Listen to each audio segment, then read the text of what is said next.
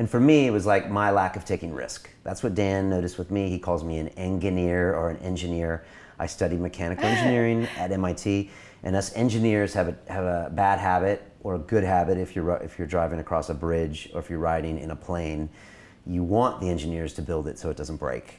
So we don't take risks. We want things to work for every takeoff and landing of your plane. But the problem is that we're risk averse. And so Dan said right away, Brian, that's the big problem with you. You don't take enough risks. And so that's what he pushed me for the first 3 to 5 months, like more.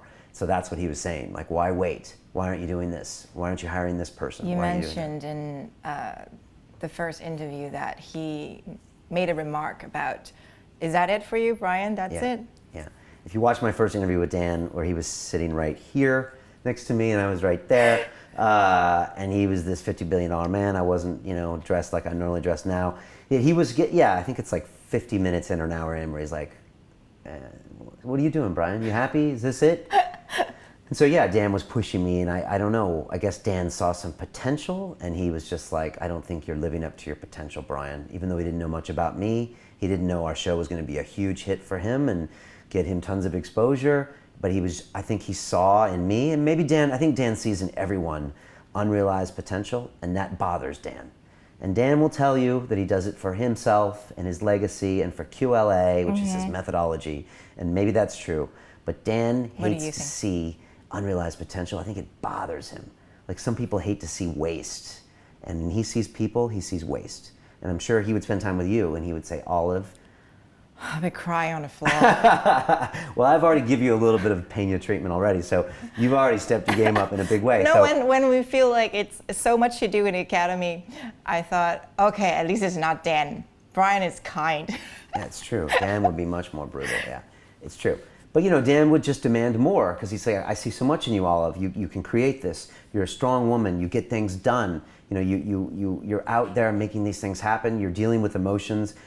Anyone that accomplishes anything like what you've done with New York Reel or even London Reel, we've all had those hard times, times of self-doubt, people that drop you, sabotage, blah, blah, blah, editing problems. There's all these things that happen that makes something like a video talk show not continue to exist. So if it's been there for a while, it means there's strength there. But Dan would look at you and say, there's more, Olive. And that's the way he looks at everyone, and it's a blessing. It can also be a curse, because Dan can be brutal, and Dan can sometimes be a crazy man. Do you recommend us to go? Oh, to go see Dan? Look, Dan will call you just like Mother Ayahuasca. Some people watch my ayahuasca show and they're like, oh, I'll never do that. And that's okay. And some people watch it and they're drawn to it. When I watched the Joe Rogan Experience with Aubrey Marcus, who is now the CEO of On It, I watched that episode 5, 6 years ago, and I heard ayahuasca and I started doing my research. And 18 months later, I drank it. And so it called me. So the same with Pena, I call it the PENAHUASCA. With Pena, you get this step function input into your brain of all these hard things, and you're like, oh my God, what the hell is he talking about? This is uncomfortable. It's too much information. I don't like what he's saying. And you can use it as a tool to get you to another level. And same as you can use ayahuasca to do the same thing. And so, look, Pena he'll call you. You'll either go do it or you won't. Like I said, there's a time and place for everything. For me, it was a good thing to do at the time. But he's a hard man.